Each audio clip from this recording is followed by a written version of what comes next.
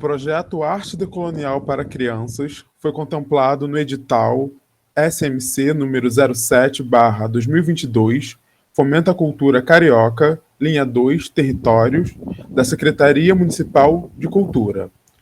Olá, boa noite a todos, todas e todes. Eu me chamo João Paulo Vídio, sou um dos integrantes do projeto e hoje eu e a Agripina vamos dividir esse encontro, esse momento, comentando um pouco sobre as nossas experiências, nossas práticas, vivências, projetos e pesquisas no campo da arte e educação. Aviso aos presentes que o chat está habilitado para que vocês possam escrever mensagens, deixar comentários, dúvidas, questionamentos, provocações e assim por diante. Também já habilitei o microfone, então quem se sentir confortável, quem preferir, né, se expressar verbalmente, fique à vontade, né? Então, essa imagem inicial, ela traz, então, a identidade visual desse nosso projeto, né, que o projeto se chama Arte Decolonial para Crianças. Essa atividade, que se encontra hoje no seu segundo dia, ou melhor, na sua segunda noite, se chama Trabalhando Arte Decolonial com Crianças, e tem como objetivo compartilhar o que foi desenvolvido nesses últimos meses com professores, educadores, pessoas de um modo geral interessadas na área da arte e educação, né? E esse projeto também tem outros desdobramentos. Então, agora, no mês de outubro, iremos realizar as oficinas voltadas especificamente para as crianças em equipamentos culturais na cidade do Rio de Janeiro. Então, fiquem ligados nas nossas redes sociais. Posteriormente, no final desse nosso encontro, eu vou compartilhar aqui na tela para que vocês possam seguir, interagir, fazer seus stories, nos marcar, tirar dúvida, pedir referências e assim por diante. Beleza? Certinho? Vou então compartilhar a minha apresentação. Só para confirmar, vocês estão conseguindo me ouvir bem? O som está adequado? Ah, perfeito.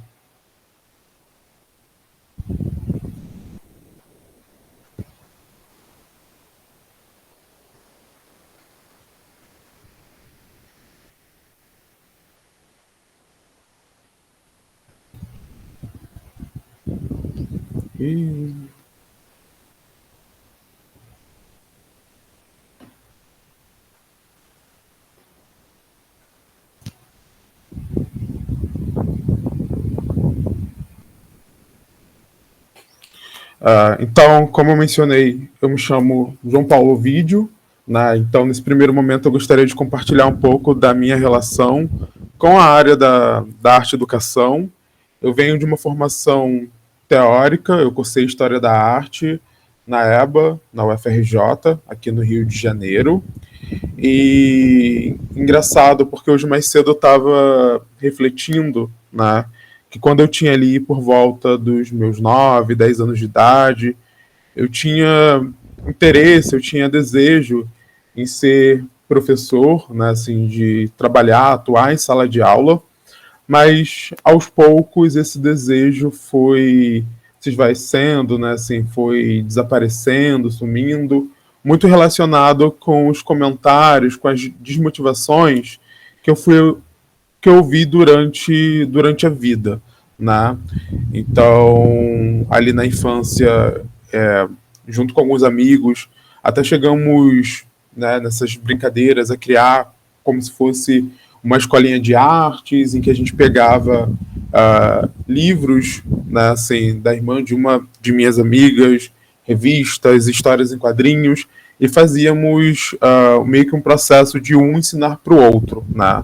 Então, uma pessoa tinha mais habilidade com desenho de personagens, outros com desenhos de animais, eu tinha uma melhor habilidade aí para colorir, para escrever, né, assim, para criar os diálogos entre os personagens, e eu fiquei pensando, né, sobre isso, sobre esse meu contato com a arte e a educação de forma bastante informal, que antecede esse momento, essa minha inserção na academia, né? Assim, quando a gente pensa nesse momento da infância e da brincadeira, né? Assim, quais são as profissões que são consideradas, que são imaginadas, né? Então, quando uma criança pensa em ser artista ou fala em ser artista, é, normalmente os pais associam artista no sentido de uma celebridade, de quem está na televisão, né?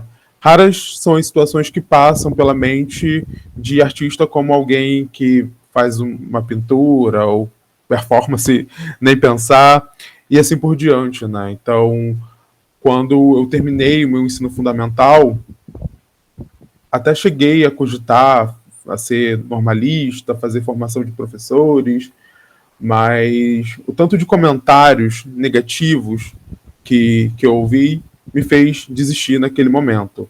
E, novamente, mais tarde, na hora de escolher a graduação, né? Então, eu frequentei uma instituição que tem cerca de 13 cursos e que a licenciatura é uma delas, né? Mas, enfim, eu até digo, comento com algumas pessoas que por mais que eu tenha me desviado, né, assim, ou não tenha enfrentado, né, esse campo de primeira, algumas circunstâncias, algumas situações me levaram para a educação, né? Então, eu acho que o fato também de ter percorrido aí uma formação estritamente teórica me levou a me sentir desestimulado também para essa questão da prática, né? Então eu me vi cada vez desenhando menos, né? Assim, pintando menos, pela conta da carga de leitura, de escrita e assim por diante, né? Então a história da arte, é claro, tem uma importância significativa quando a gente está falando aí do campo da educação, né? Então é importante ver, fazer, mas também contextualizar, né? Saber de onde que vem isso, né? Que processo é esse, quem são os artistas, do que eles falam, qual o contexto, né? Enfim, para que sejam considerados aí na hora dessa interpretação. Então, como eu mencionei, eu fiz um curso teórico que, de alguma forma, me apresentou poucas possibilidades de inserção no mercado e no trabalho, né? Até que em um dado momento eu vi a mediação em museus, em centros culturais, a arte e educação como uma possibilidade de trabalho, como uma possibilidade de atuação, né? Então, por mais que ali na sala de aula, né, tenha pautado ou não se fazia presente disciplinas de didática, ensino de arte e etc., né, todo esse conteúdo eu acabei aprendendo, tendo contato na vida, né, no dia a dia, estando presente nesses espaços, né, trocando com os meus colegas, pedindo referências, né, enfim, então, como essa relação, né, de trabalhar com mediação, trabalhar em espaços culturais, trabalhar com educação, mais do que uma alternativa ou algo que eu almejei, né, se mostrava como uma das poucas possibilidades de trabalho, né, e ainda assim um trabalho com uma remuneração muito precária, né, sem perspectiva de carreira, né, enfim, a gente sabe quanto no Rio de Janeiro existe uma rotatividade dos profissionais nesses espaços, né? Quando a gente pensa então ali no início de 2020, com a pandemia, né? Assim, o setor da arte e educação, né? Esses profissionais foram os primeiros a serem cortados das instituições, então vistos, tratados como descartáveis, dispensáveis, né? Então, enfim, passei um tempo nessa área, né, de 2000 2014, 2015, até o início desse ano, quando eu resolvi parar, né, assim, me aposentar dessa prática em museus, centros culturais, e me dedicar a algo que eu já queria há um tempo, que era estar presente em sala de aula, né? Poder acompanhar uma turma, poder acompanhar os alunos por um período maior, mais extenso, né? Então, quando eu estou ali no museu, eu recebo um grupo por 30, 40 minutos, alguns 1 hora, e depois eles vão embora e eu não tenho essa possibilidade, essa oportunidade de continuar algo, né? Então, é um contato muito, muito breve, né? Então, para contextualizar também, eu fiz essa formação em História da Arte, mas depois eu fui atrás de complementação pedagógica, de licenciatura, né, de me atualizar, né? Eu sei que não se compara a experiência, a bagagem que quem fez, de fato, a formação em licenciatura possui e tem, né? Mas ainda assim é algo que eu venho me dedicando. Então aqui também, nesse meu slide de apresentação, eu coloquei algumas coisas que são do meu interesse, né? Então, junto aí essa prática de mediação, essa atuação durante um tempo, também tive envolvido com outras linguagens artísticas. O teatro foi muito importante para que eu pudesse desenvolver algumas noções de coletivo, de coletividade, mas também para que eu pudesse criar um vínculo maior com o meu território, né? Para que eu pudesse dar início a pesquisas que falem, que abordem a Baixada Fluminense, né? O que se intensificou aí nos últimos anos e que me levou, né, enfim, por mais que eu faça trabalhos de formas independentes, me levou a buscar novamente o espaço da academia, né? Então, o IFRJ, que fica em Nilópolis, e tem um curso de pós-graduação em Linguagens Artísticas, Cultura e Educação, que é o LACE, né? Então, eu vi a chance, a oportunidade de desenvolver algo que estava ali na minha prática, né? Algo que estava ali na minha atuação profissional, mas que eu ainda não tinha parado para refletir no sentido de pôr essas coisas no papel, né? Então, linguagens artísticas, formação em História da Arte, tudo a ver, né? Cultura, a minha atuação em curadoria, em projetos culturais, publicações e tudo mais, e educação, né? Essa minha experiência no campo de museus. Então, eu vi como uma possibilidade, uma oportunidade de reunir todos os meus interesses em um só espaço. E nesse momento, eu acabei por desenvolver um trabalho que em algum momento vai estar aí disponível para a leitura de todos, e que eu tento fazer um grande panorama do ensino, da prática de arte e educação pelo viés não formal na Baixada Fluminense, né? Então, iniciativas que se iniciam na década de 50, em alguns momentos eu tento ir um pouco mais longe e pensar o que eram as propostas dentro da instituição, né? Assim, dentro da Escola Proletária de Meriti, a Matcongu, né? Então, como que funcionava as aulas de desenho que não eram necessariamente uma disciplina dentro daquele curso? O que era abordado, o que era explorado, né? Até pensar práticas e propostas mais contemporâneas, desenvolvidas então por artistas que tiveram a sua inserção na academia, se formaram em licenciatura, ou se formaram em alguma linguagem e depois resolveram em seus próprios territórios desenvolver atividades, né? Seja no desenho livre, na gravura, na fotografia, né? E assim por diante, nas mais diversas técnicas, nos mais diversos meios, né? Eu acho que também essa minha relação com a Baixada, né, assim, teoricamente, dentro do campo de pesquisa, me fez me atentar ainda mais para o debate sobre colonialidade, decolonialidade, né? Quais são as minhas referências visuais, teóricas e assim por diante, né? Essa foto aqui, por exemplo, que eu trouxe no primeiro slide, é de uma exposição que eu realizei no início do ano, que se chamou Bomba Relógio, a resposta da Baixada, dentro do espaço do Gomeia Galpão Criativo, né?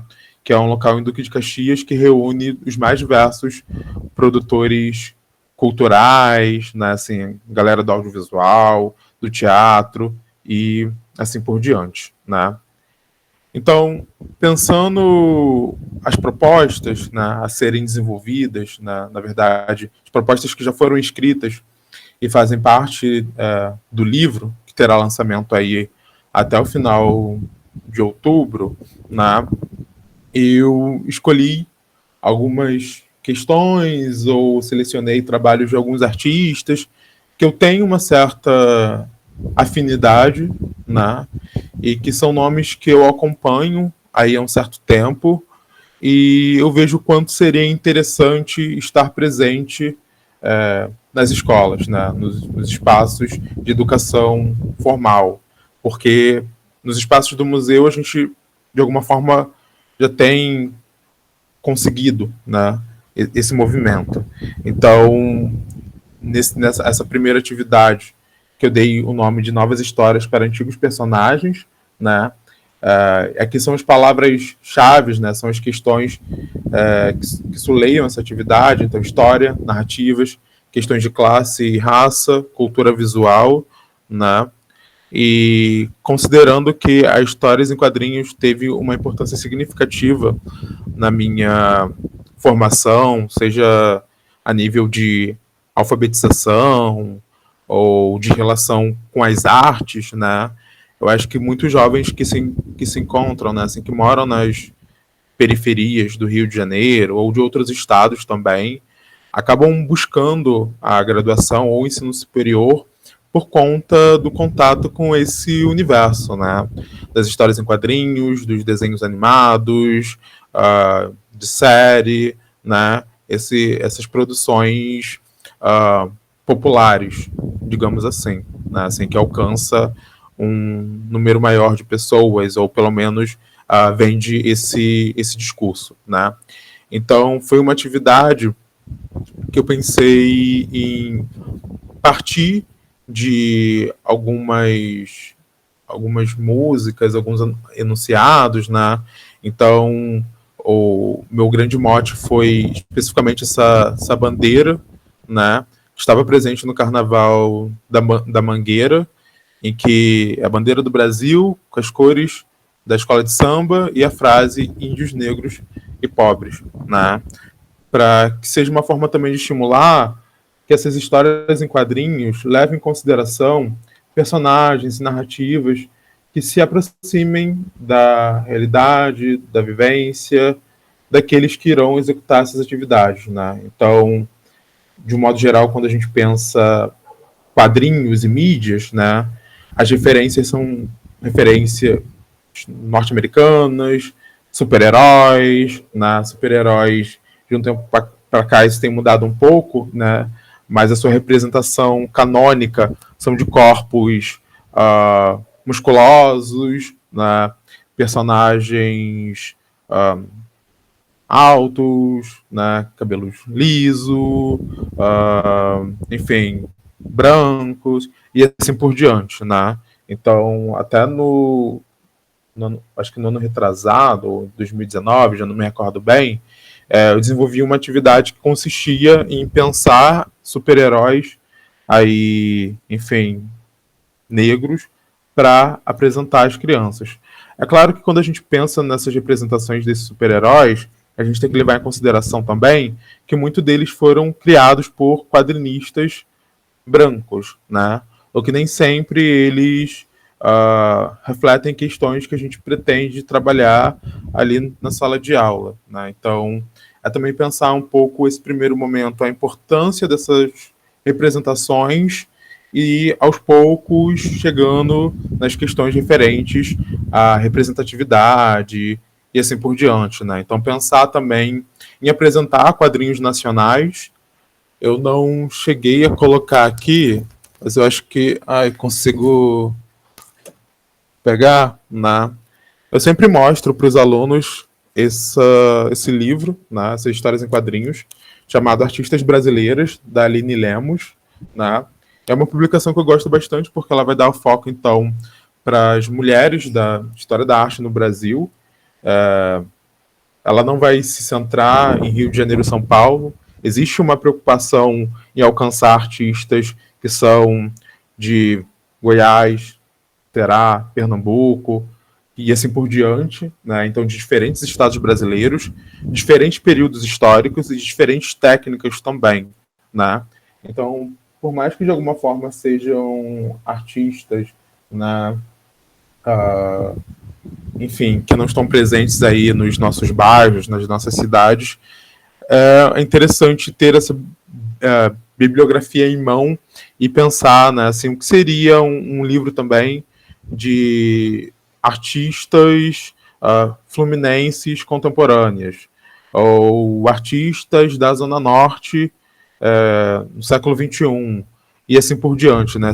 Esses outros recortes que aproximem cada vez mais o assunto que está sendo trabalhado desse público e que eles entendam que artista não é algo completamente distante da realidade deles, né? Então, enfim, artista pode ser alguém que mora na sua rua, que tem um trabalho plástico, gráfico e assim por diante. Aqui é um exemplo de uma ilustração dessa atividade, de como eu pretendo executá-la, né? Trouxe também trabalhos de pessoas, de artistas que são da Baixada Fluminense. Um desses casos é o trabalho da Milena, né, que traz essa ideia de sobreposição, né, assim, sobreposição de realidades, de vivências de classe, né? Então, como palavras-chave, eu trouxe memória, tempo, cidade e território, né?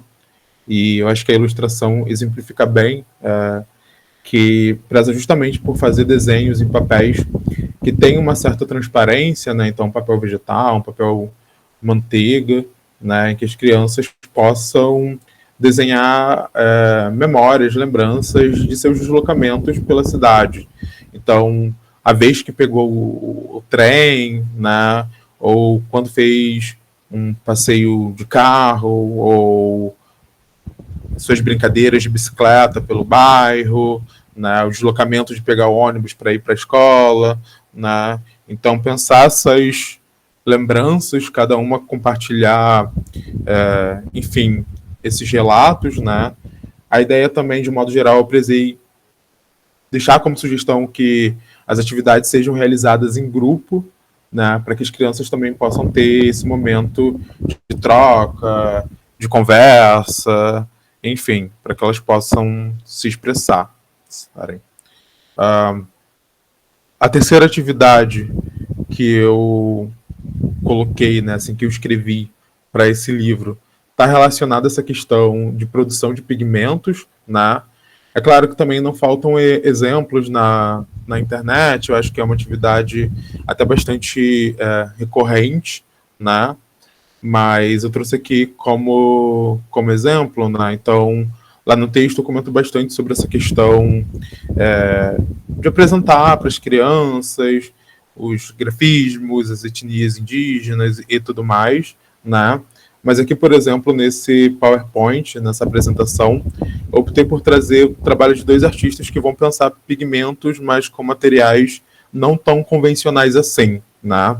Então, de um lado, a gente tem um trabalho da Josi, que vai fazer pigmento a partir da água do feijão, né? E do outro lado, o trabalho do Robinei Bonifácio, que é um dos integrantes do projeto, em que ele vai fazer essas aquarelas a partir da terra, do barro, da lama, né?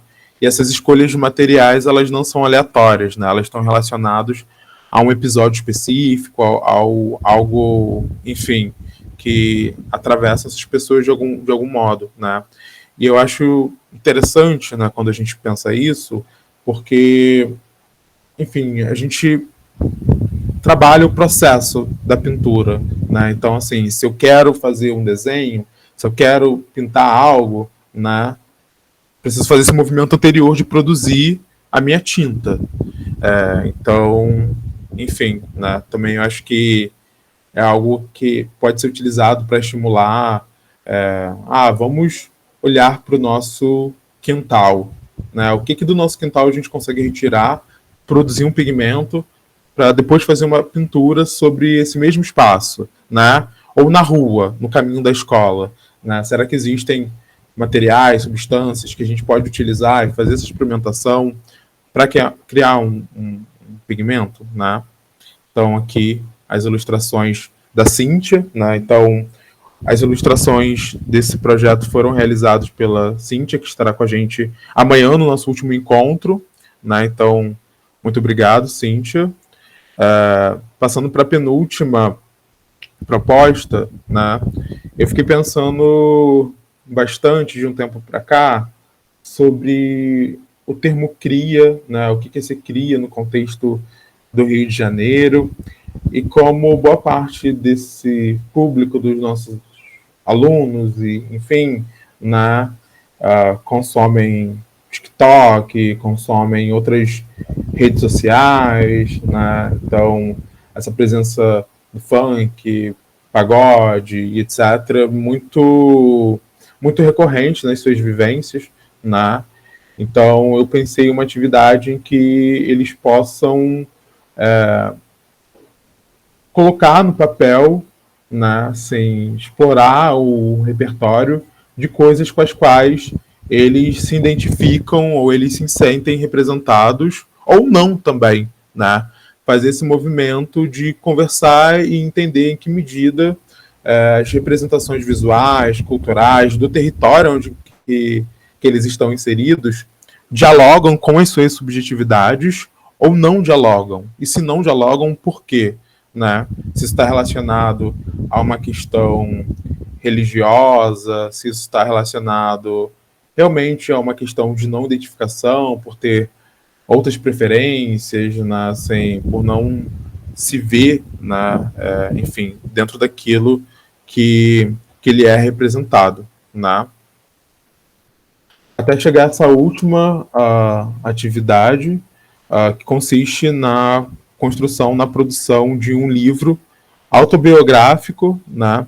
Eu acho que de um tempo para cá a gente ouviu com muita frequência a frase, né, de ser protagonista da própria história, né? Então é uma atividade que consiste em estimular a criação de uma fanzine, né? Fanzine, então, que é essa publicação independente, autoral, e que eles possam explorar coisas relacionadas ao seu passado, né, assim, suas memórias, algo que gostariam de guardar e lembrar e perpetuar, né, algo relacionado a seu presente, né, então, enfim, como ela se enxerga, como ela se vê no mundo, muito mais por uma representação subjetiva e abstrata, né, então, como utilizar esses elementos para expressar quem eu sou, como eu me sinto, né?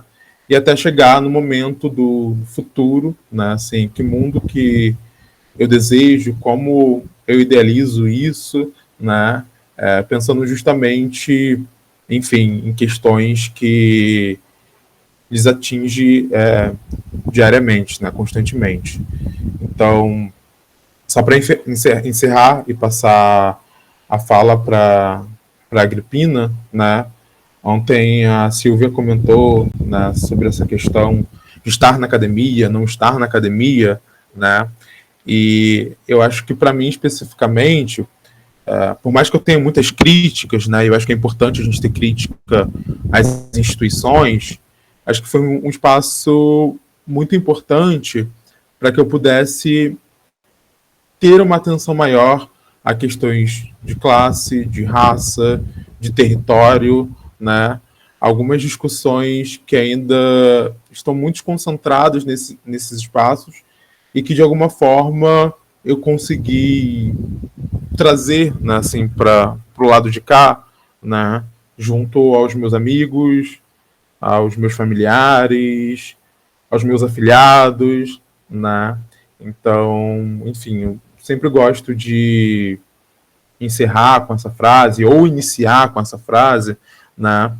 Porque não sei, assim, fico pensando nessa importância da, da educação, né? E de como precisamos ocupar determinados espaços caso a gente queira aí vir alguma mudança, seja a curto prazo ou a longo prazo. Então, é isso. Passo agora a palavra para a Agripina.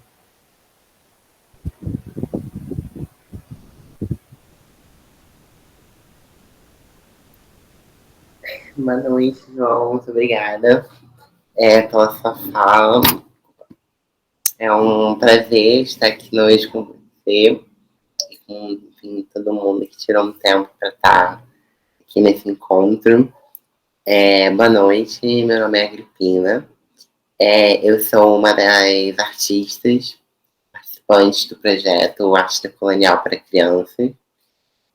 Para além disso, eu também sou professora, tanto de arte quanto de inglês. Sou travesti, sou artista visual, sou moradora de São Gonçalo. E sou alguém que tem muito prazer de ter compartilhado uma formação na EBA junto com o vídeo e agora está aqui compartilhando esse espaço. Fico muito feliz que a educação seja esse lugar que nos conectou. E é muito bom vir depois dessa fala, porque eu também estava justamente essa semana refletindo sobre como que as minhas experiências dentro do campo da arte, elas são muito marcadas pela dimensão da educação, né? Estava lembrando de algumas semanas atrás, quando eu estava voltando da Arte Rio com uma amiga, que também é artista, educadora, Camila Braga, e na volta dessa feira de arte, desse rolê que a gente deu, a gente encontrou uma professora do curso de escultura, artes visuais de escultura da UFRJ, que tinha sido nossa professora.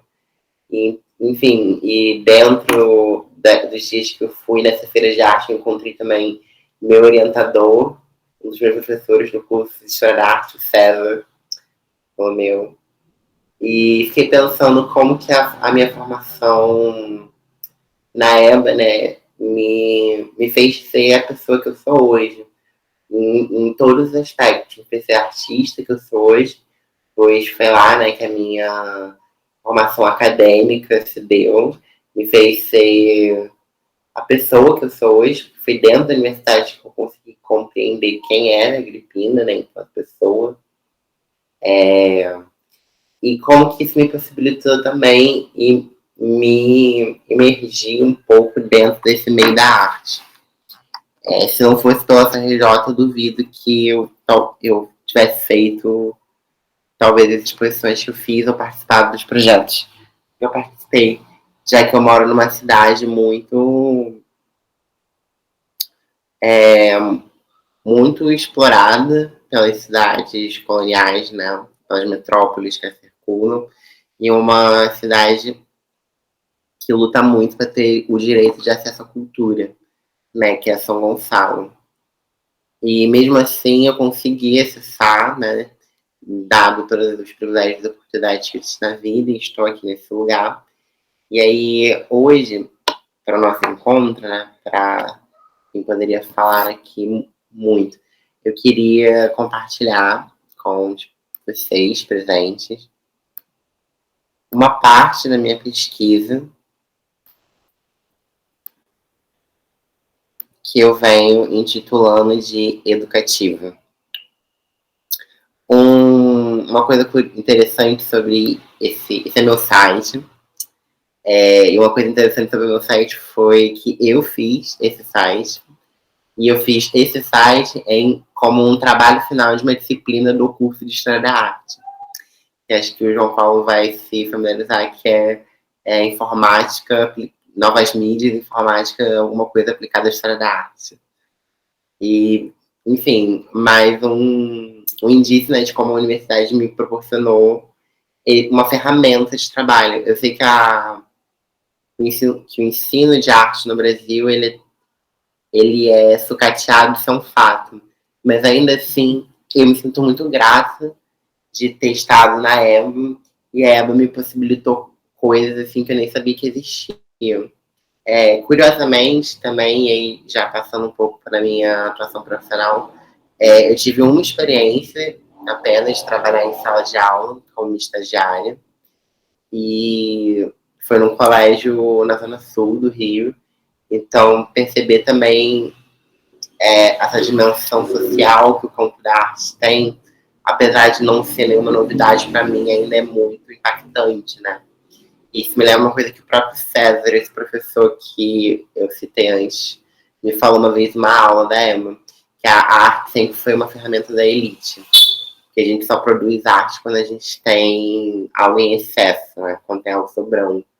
Que a arte, ela talvez não seja assim do aspecto do que é necessário.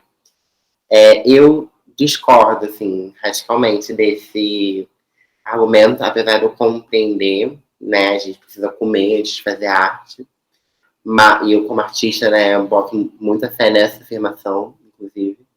Mas também penso assim que a arte é uma coisa que nos acompanha desde o tempo paleolítico, né? Desde o tempo que a gente estava começando a ser humano. Então, eu acho que as imagens, né, ocupam um campo central na nossa organização social enquanto humanos. E acho que esses exemplos que o Ovid trouxe também, né, das histórias de quadrinhos, dos desenhos animados, isso tudo faz parte da nossa formação imagética. E eu era uma pessoa que tinha muito preconceito com esse tipo de material visual. Não por um preconceito próprio, assim, porque eu adoro desenho animado, eu adoro quadrinho, eu adoro ficção. E eu adoro desenhar também, adoro pintar. Só que eu sempre achei pintura e desenho coisas muito bobas. Coisas, assim, muito que não eram para ser levadas a sério. E isso é um problema que até hoje, como artista, eu sinto. Os meus trabalhos, vou mostrar aqui o site. Esse trabalho no campo, esse painel de LED é meu. Os meus trabalhos, eles tendem a ser muito conceituais, assim, muito polidos, muito bem apresentados. Não bem apresentados, porque eu gosto de um certo nível de caos, assim, de mal feito, no material que não é feito para ser um objeto de arte. Mas eles tendem a ser muito secos, muito conceituais, porque eu sinto internamente que eu preciso fazer a arte ser levada a sério, que a pura expressão ela não me basta.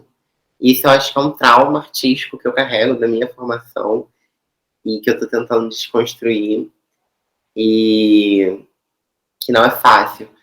E aí, né, para adereçar o que a gente está vendo aqui na tela, esse projeto chama-se Educativo. É um projeto que eu venho pensando desde 2018 e que, enfim, já extrapolou diversas formas, mas que basicamente nasceu da minha inquietação da diferença de lugar entre um educador e um artista dentro de um ambiente de exposição. Como o João Paulo comentou aqui, como eu também posso atestar, muitas vezes a arte-educação, né, ou a mediação, como a gente chama, é a porta de entrada para quem estuda arte, sobretudo num curso teórico no mercado de trabalho. E isso não se dá à toa, assim. O campo da arte e educação é um campo muito novo dentro, né, da ideia de legislação trabalhista brasileira. Então, ele é um campo que a galera passa o rodo na exploração. A maioria dos educativos hoje em dia tem a maior parte do seu corpo de trabalho de estagiários.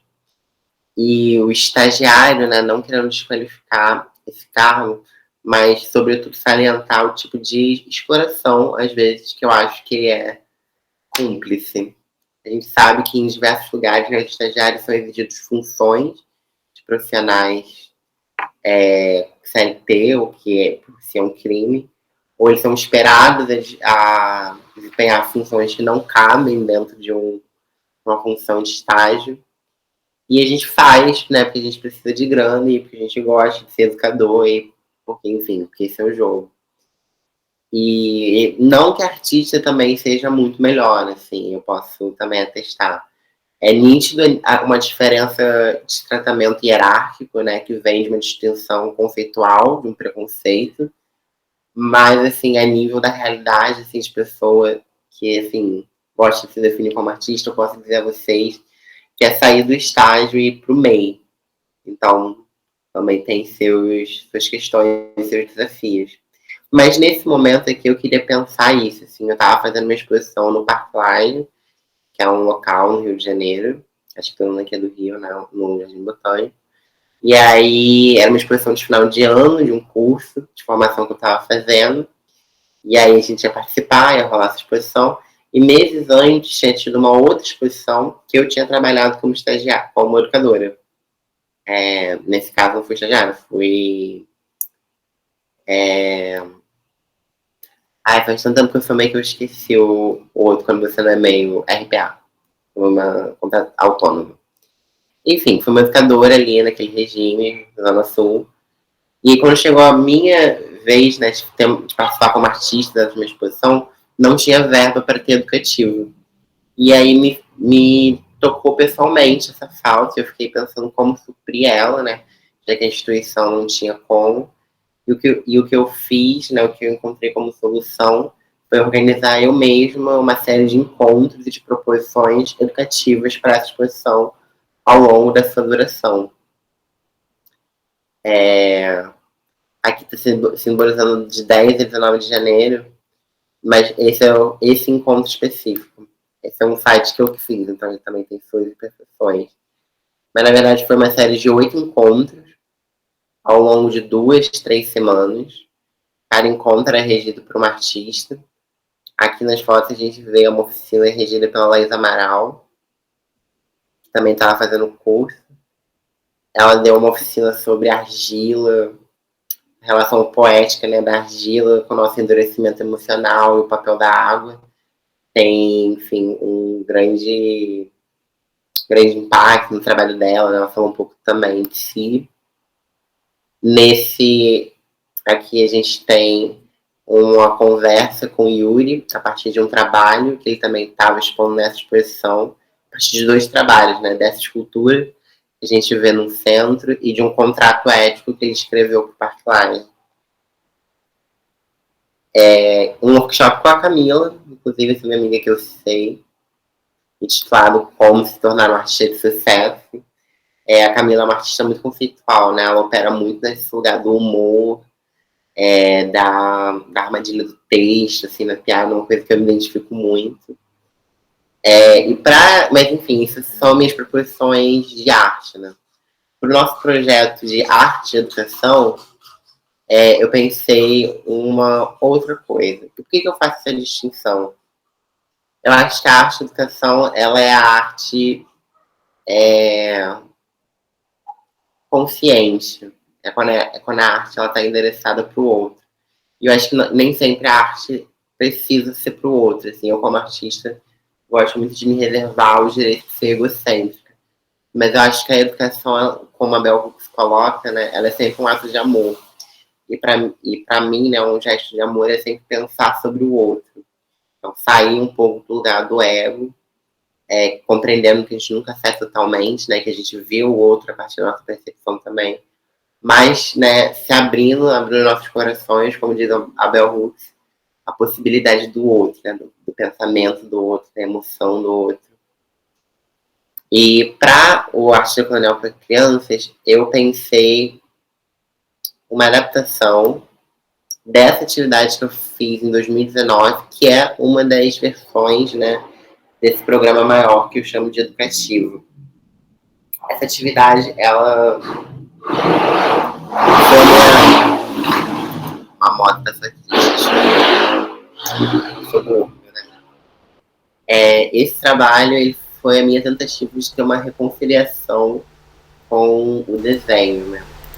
Essa oficina, né, essa iniciativa se chama Instruções para uma Desobediência, e ele consiste, né, de 5 folhas nessa edição. Um período de eleição também, 2019, né, que consistia de uma imagem dessas, né, de colorir o preenchido, que era aí uma figura com os punhos levantados para uma outra figura, e uma instrução que dizia: desenhe a si mesmo batendo num fascista. E aí depois vinha para uma outra folha que era desenhe um fascista. Aí a outra era desenhe a si mesmo. Uma quarta folha era desenhe. E a última folha era um papel em branco, né, uma folha em branco. Eu gosto gosto muito das estratégias conceituais para o trabalho, né, que elas são muito simples.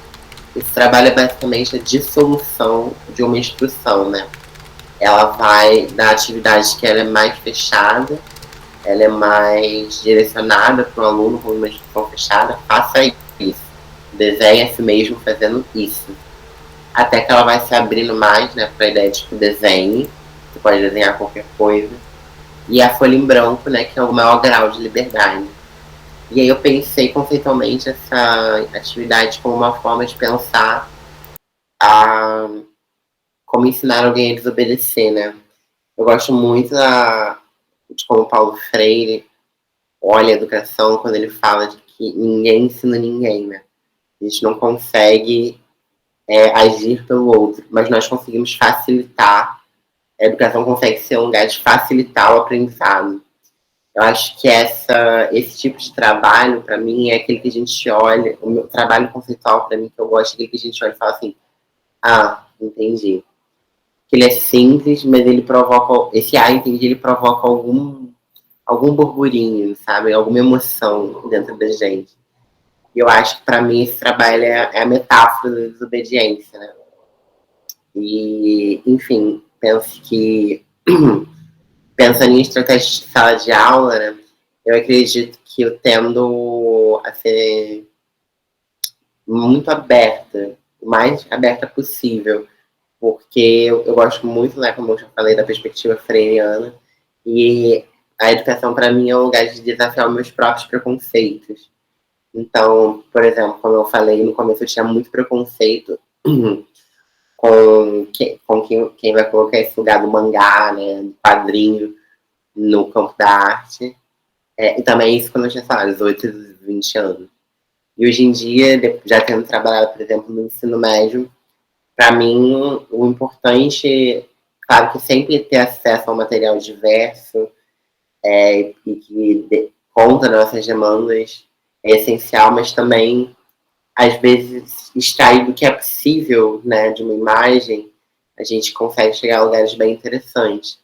Então, por mais, para além, né, de julgar, talvez, o gosto do aluno, tenho pensado em estratégias, talvez, de fazer perguntas, né? O que te interessa nessa imagem? O que essa imagem faz você ficar com vontade de fazer? O que essa imagem diz sobre você? E levando sempre para o lugar do aluno, né?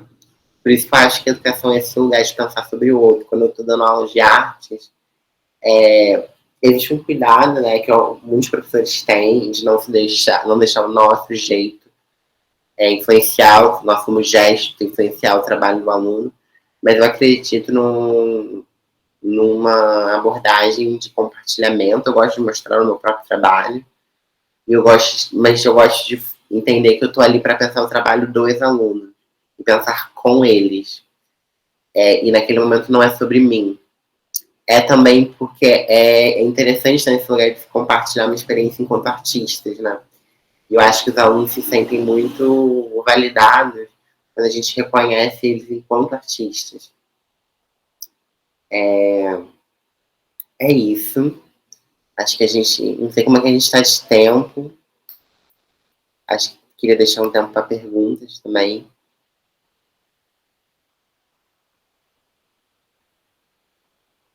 Tá tudo certo com o tempo, João? Tá sim, tá sim.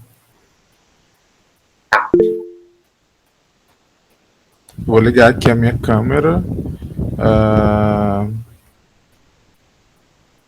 Enfim, acho que caso alguém queira então fazer algum comentário ou compartilhar alguma experiência, né, assim, se alguma das falas ativou alguma coisa ou fez lembrar, né, assim, enfim, eu acho que esse é o momento, né, para isso.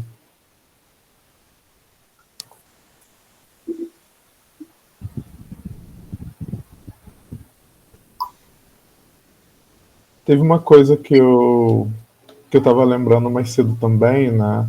Sobre esses deslocamentos, né? Então, o trabalho como mediação, como arte-educação, como uma das poucas possibilidades, como eu mencionei anteriormente, né? Mas algo também que demanda um grande deslocamento físico, né? Para estar nesses espaços. E eu lembro de uma visita que eu fiz que me marcou demais, que foi uma época em que o museu que eu estava recebia frequentemente alunos do município de Queimados, né? Que fica na Baixada Fluminense. E teve uma situação, um momento específico que uma colega, né, assim, a gente realizava as atividades em dupla, ela meio que reclamou, disse que estava cansada, que não queria fazer aquela visita, mas não pelo fato de estar exaurida ao fim do dia, né? Infelizmente tive que ouvir um comentário de recusa pelo fato de serem crianças vindos de determinado local da cidade, né? Então, como ela projetava aquelas pessoas, né, que estavam ali para visitar o museu, né? Assim, eles não vão se comportar, eles não vão agir de determinada forma, né? Uma postura muito problemática, no sentido de esperar que todas as crianças se comportem da mesma maneira, né? Assim, também considerando que para muitos é a primeira vez, né? Assim, o primeiro contato, né? Com o museu, ou a primeira vez que sai da sua cidade, do seu bairro, né? Então é uma outra relação que tá ali em jogo. Acho que uma coisa que eu gostei muito da sua fala, Agripina, quando você mostrou seus trabalhos, é sobre essa diferença, né? Assim, de uma mesma instituição tá como educadora e depois tá como artista, como isso faz com que, infelizmente, algumas pessoas tratem de modo diferente, né? Assim, é a mesma pessoa que tá ali, né? São funções diferentes, né? Mas no caso comigo acontece no momento em que assumo uma curadoria, né? Eu faço algum trabalho, nossa, né? E desconsideram essa outra prática, né? Se cria uma hierarquia. Enfim. Eu acredito então, que isso se dê por um fato bem pontual, né? Que o trabalho de arte educador é um trabalho que ele não chega a ser um trabalho laboral, né? No sentido de esforço físico, mas ele também é um trabalho que envolve um labor do corpo, de estar presente, muitas vezes tem que ficar em pé, tem que ficar solícito, né? Tem todo um envolvimento que o trabalho do artista não permite, porque na verdade o trabalho do artista ele não existe, né? Ele não é regulamentado. A figura do artista em uma exposição, ele é sabe, eu acho que a gente não tem, inclusive, repertório, inclusive, às vezes, para reconhecer o artista também como um trabalhador, justamente por essa falta desse local. Por exemplo, qualquer pessoa, por exemplo, eu já trabalhei em lugares também que recebia visita de alunos que nunca tinham ido no museu, era a primeira vez. E quando eu comecei a trabalhar pela primeira vez em centros culturais, foi em 2017. No final de 2017, comecei a trabalhar no MAC. E aí, no ano seguinte, em 2018, eu também passei para esse curso de tatuagem que culminou nessa exposição. Então, desde o começo, né, na minha inserção como arte educadora, esse lugar da artista ele também vinha concomitante.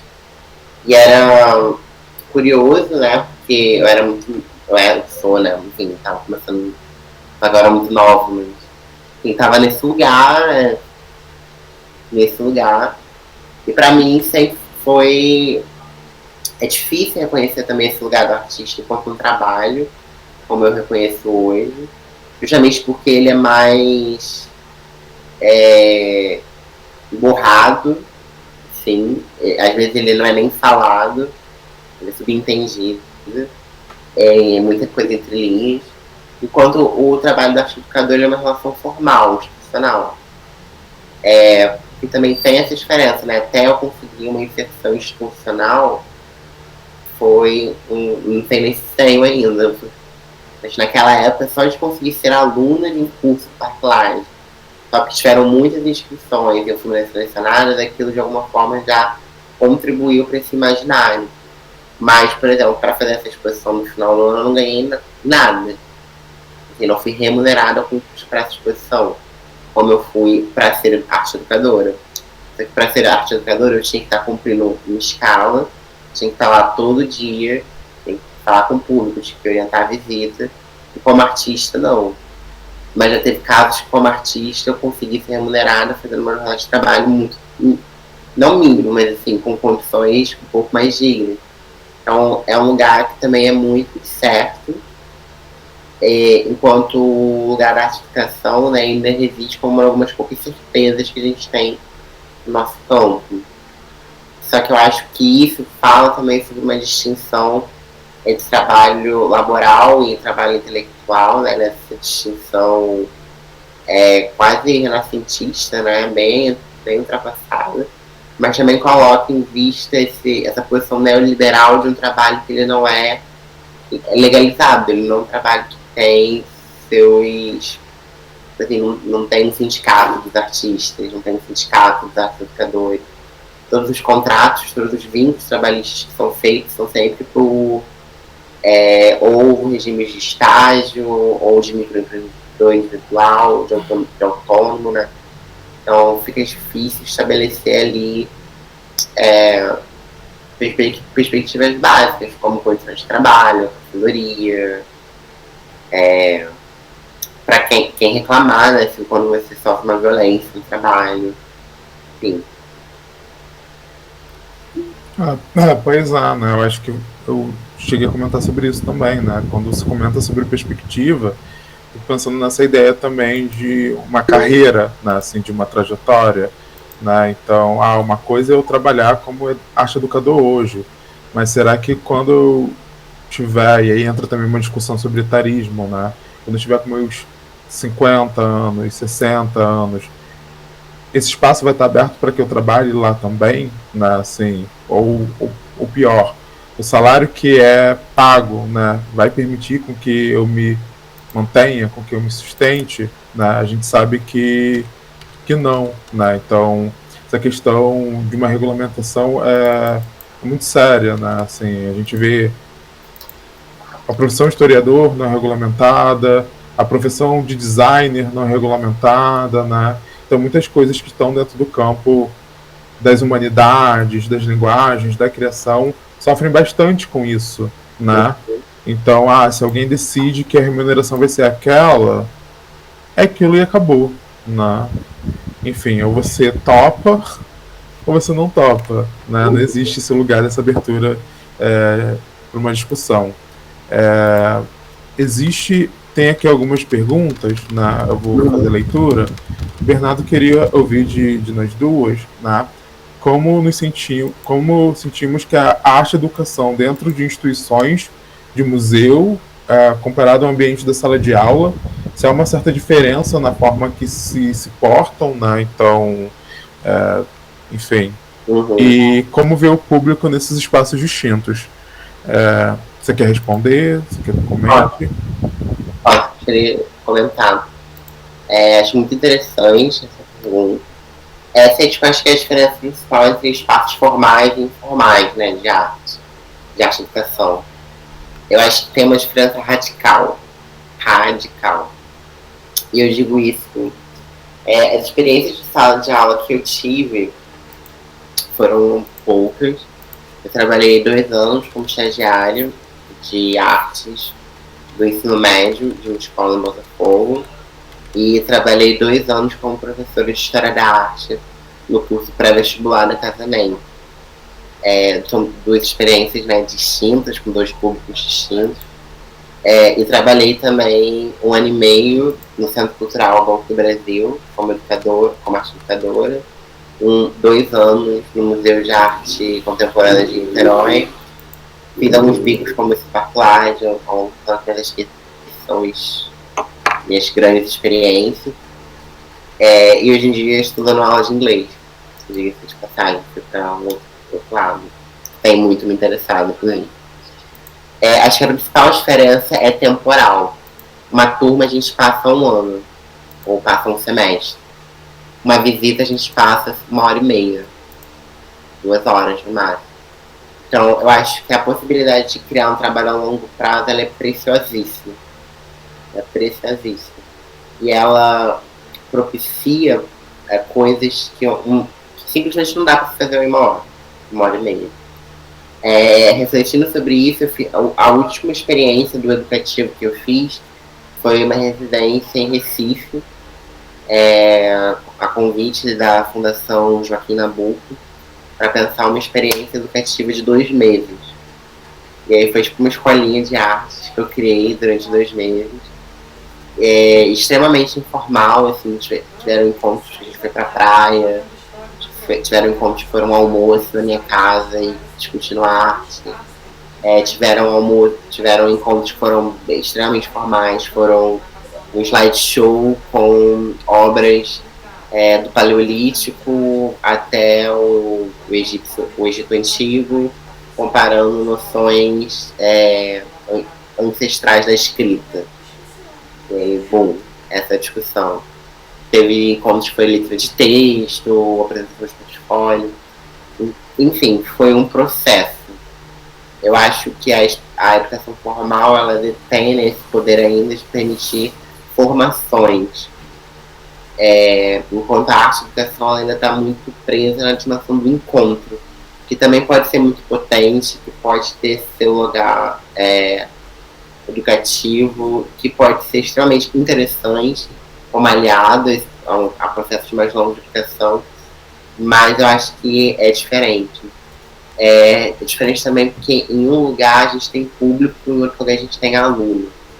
Eu trabalho em uma escola particular, né? Então alunos são quase clientes também. Então o público também é quase cliente, né? O público ele é tipo o maior bem no campo cultural. Então ele é um capital material, né? Então são muitas as camadas, eu acho, de diferença. Mas para mim, enquanto educadora, o que eu mais sinto é essa possibilidade de criar um vínculo a longo prazo.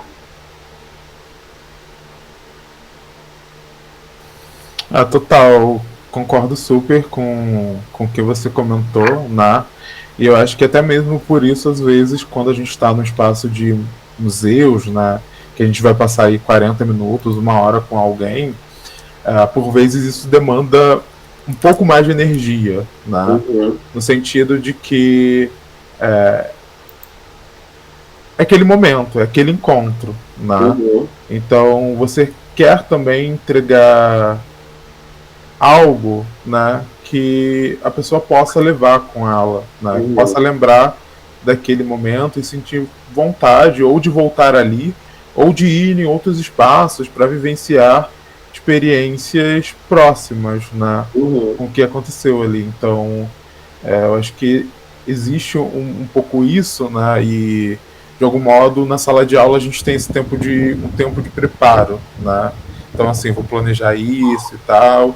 E muitas das vezes no museu não nos é reservado esse espaço para estudar ainda mais sobre aquele conteúdo, ou, enfim, de chegar e ter um tempo ali de respiro, de entender, né, assim, quem vai vir até a gente, né, assim, que perguntas serão feitas, como seremos abordados, né, enfim. E tem um comentário da Larissa, né, que ela menciona assim: essa fala de reconhecer os alunos como artistas realmente é muito significativa para eles e para nós como professores.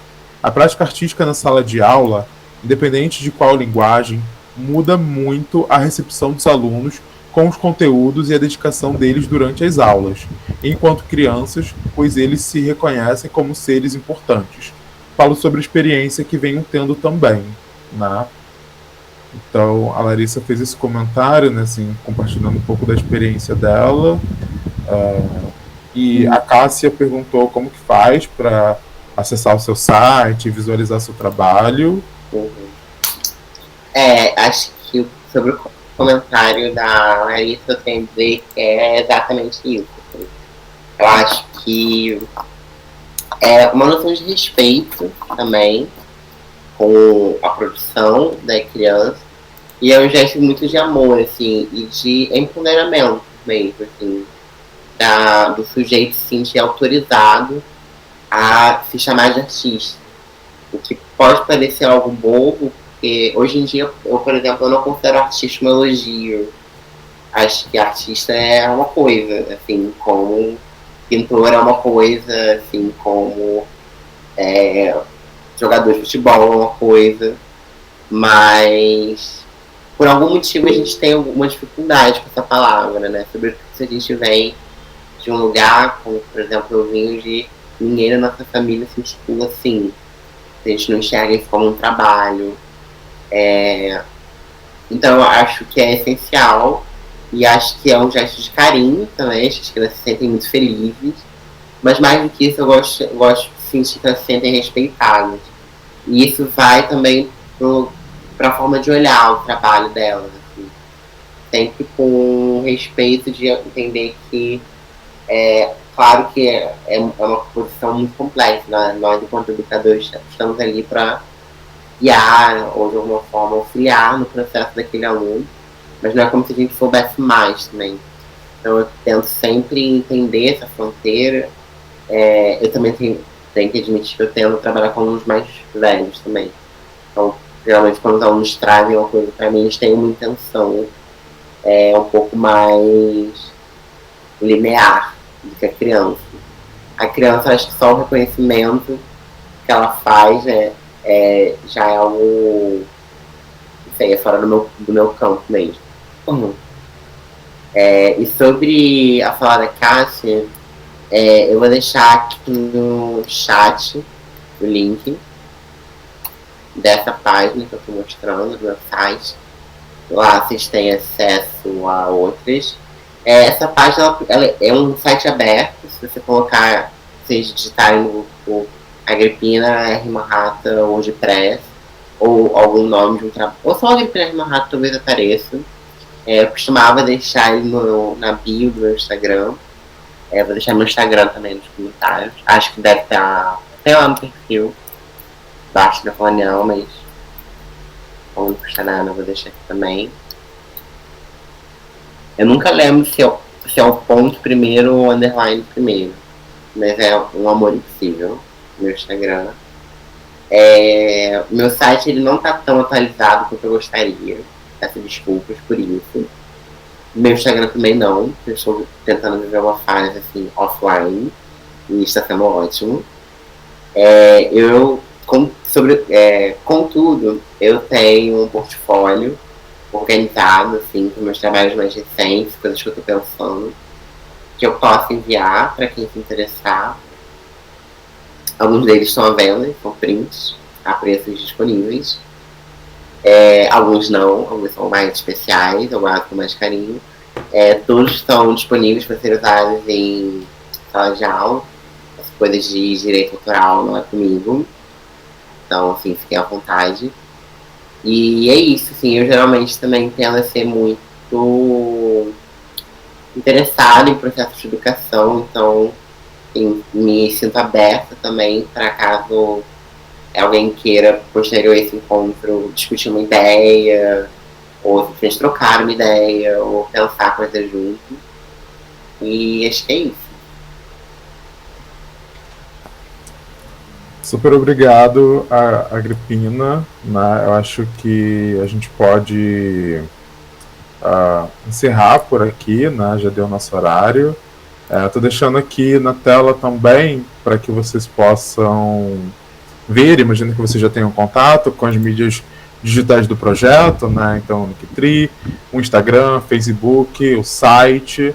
Né? Então, nesse próximo mês, aí, a gente está no finalzinho de setembro. No próximo mês, em outubro, vamos disponibilizar alguns materiais por lá, alguns vídeos. O livro será publicado no nosso site.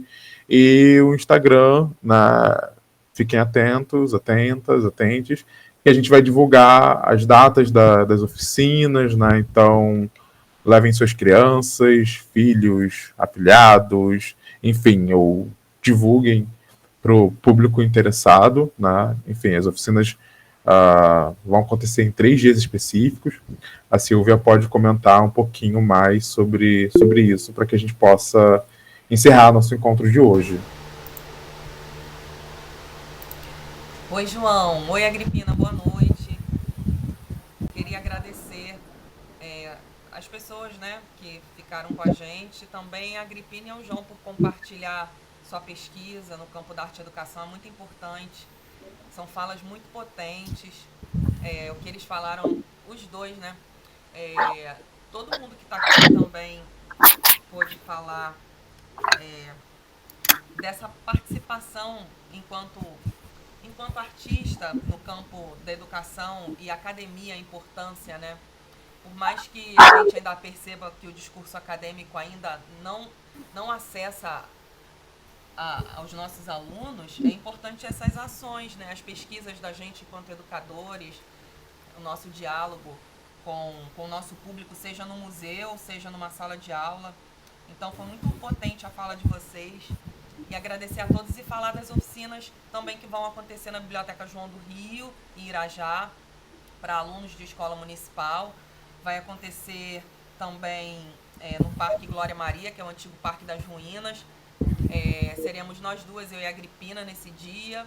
Na biblioteca vai ser o Robinei, o João e a Cíntia. E no Galpão Bela Maré, com a Ágata e comigo também. Vai acontecer no dia 25. E lá no Parque Glória Maria no dia 21, num sábado. Isso vai estar no site e aí vocês podem levar as crianças. Vai ser bem legal. Obrigada, gente. Boa noite.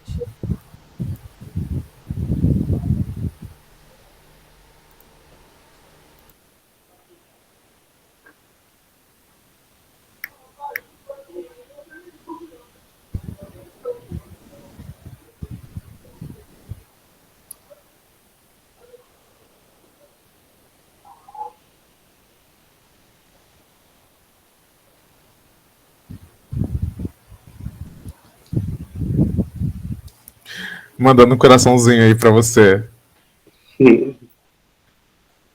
Valeu. A gente vai falando, trocando mensagens, né, assim. Um abraço, um beijo, descansa.